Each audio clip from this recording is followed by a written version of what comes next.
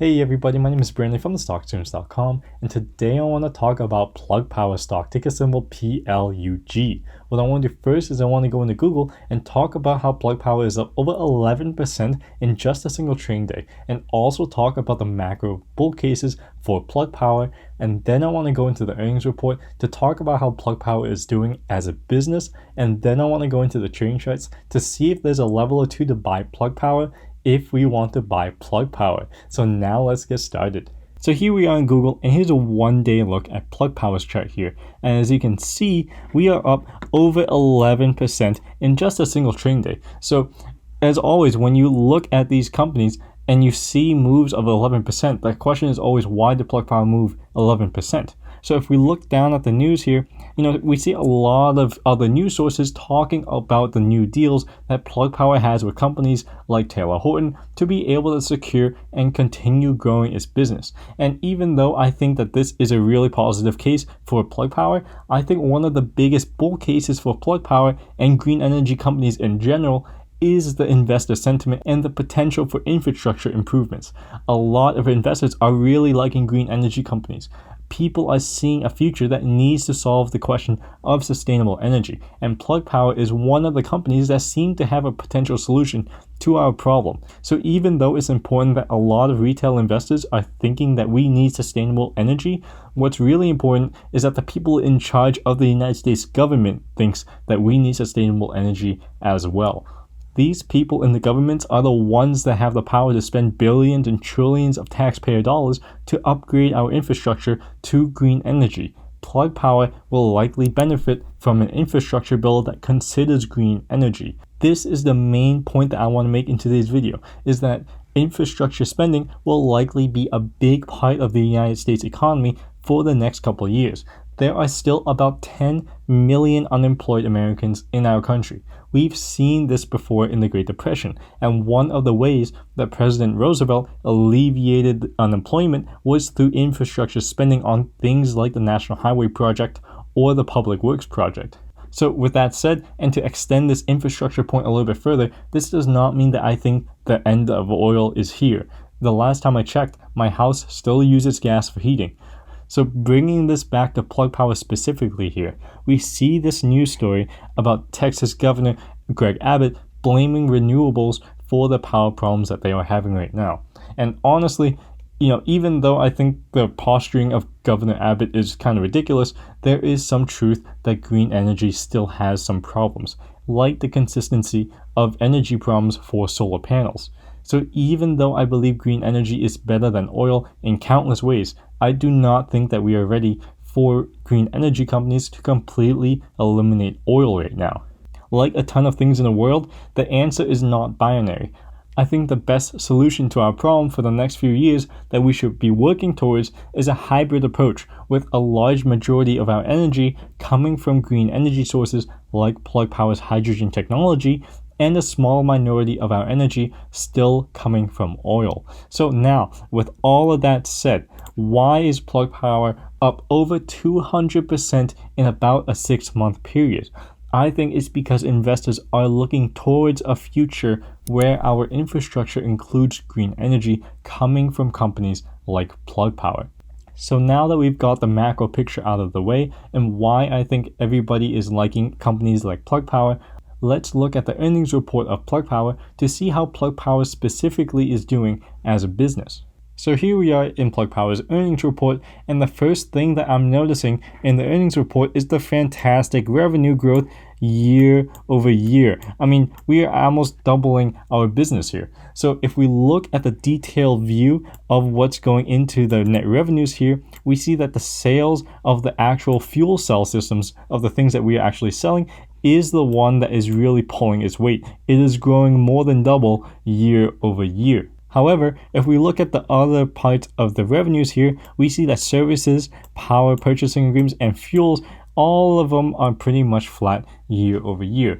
And actually, this is kind of fine by me. And actually, to me, it should be expected. We need to sell these systems here before we can do any services on them or before we can provide any fuel to them. But because we are almost doubling the amount of systems that we are selling, now we have more systems to do service on or to deliver fuel to in the future. Because of that, in the future quarters and years to come, I expect this service number and this fuel to be delivered to increase gradually and dramatically over time. What this growing sales of the fuel systems is telling me is that people want to shift to green energy and that it looks like the demand for Plug Power's products are quite strong. So after we've talked about the revenues for the business, let's talk about the profit margins for Plug Power. And we do that by taking a look at the cost of revenues here. So if we look at the profit margins of our core business here, which are the sales of the fuel systems, we see that we are actually consistently maintaining our profit margins year over year. However, if we look at the other parts of our businesses, the services, the power and the fuel delivered to customers, if we look at those profit margins, we are actually going negative. So if we look, we see that for our fuel, we are making about $9 million by delivering fuel to our customers. However, it costs us $14 million to make this $9 million. So, I'm not that good at math, but that's sounding negative to me. Normally, I want my companies to make a profit when they're trying to sell something. However, sometimes companies do have to sell for a loss right now in hopes to turn a profit in the future. So because Plug Power is trying to grow as fast as possible, hoping to take a majority of the market share in the hydrogen technology space, these shrinking margins and selling services at a loss, that isn't the worst thing in the world to me, but it's just something you have to be careful of. The risk that you carry is that they don't figure out how to make this part of the business more profitable or more efficient. So now that we've talked about the profit margins of the business, let's take a look down here at the operating expenses block. So we can see that research and development and sales general administrative are both up year over year. So actually, to me, this is not too bad. We see that the expenses are growing year over year, but they are not ballooning as much as other companies that we have covered. As always, I like this little bump up in research and development spending because this is showing that they want to reinvest in their business. They want to reinvest in their technology to stay ahead of competitors. So, to me, the operating expenses of Plug Power don't look too bad. Really, the only main gripe that I have with Plug Power is their valuation. The revenues of Plug Power we saw is about $100 million on the quarter, and if we annualize the 9-month projection, we see that we are only making about $300 million in pure revenues. If we calculate gross profit here, we are losing about $685 million in the 9-month period. Annualizing another 3 months, say $1 million, we are losing about $1 million to $2 million. However, if we look at the market cap of Plug Power, we are at $28 billion with a B. This is just something, again, you have to be concerned about because it could take a while for Plug Power's fundamentals to catch up with this valuation. But again, I think green energy is an area for growth for years to come. I actually like Plug Power a lot more than the other EVs or EV charging or other green energy companies out there. So with that said, let's head on over to Plug Power's trading charts to see if we can find a level or two to buy Plug Power if we want to buy Plug Power.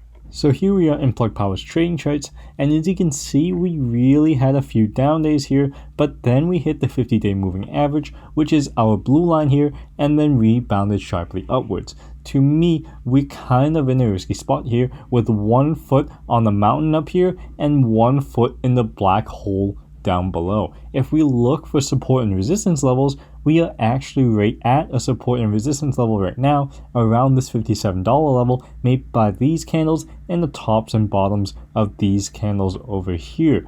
However, because we broke out from our $35 level and went to about $60 levels in about 4 days, we really don't have a lot of stable equilibrium points where the buyers match the sellers. Because we don't have that steady and stabilizing equilibrium between 35 and 60, if we break this $55 support level, then the next strong support level that I see is back down to where we broke out of, from the $35 to $40 level here. That said, there are other levels where we could consolidate in, like this $50 level where we consolidated for about 3 days and where this 50-day moving averages. But like I said, to me it looks like we are teetering on the edge. The first place where I would look to pick up shares is around where we are right now, around this $55 support level here. I think if it hits the 50-day moving average, then I would consider picking up a share or two. If it breaks this support level and continues going downwards, and if I decide that I like Plug Power, then I would be averaging down, buying more shares as the share price goes downwards. So just to cover the other major indicators here, the MACD, which is a measure of momentum, is firmly negative, showing that our short-term momentum is weaker than what we're normally seeing, so that's normally a bearish sign. However, our RSI here, or Relative Strength Index, is also a measure of momentum, and it looks like we just ticked upwards a little bit, and that's telling me that there is some strength in the name, which could be interpreted as a bullish sign. So that was my review on Plug Power stock. Let me know what you thought about it in the comment section down below. If you have any questions or if you caught any mistakes, also drop me a comment down below. If you liked the video, please like the video. If you haven't subscribed yet, please subscribe. And as always, thanks for watching and I hope you have a great day.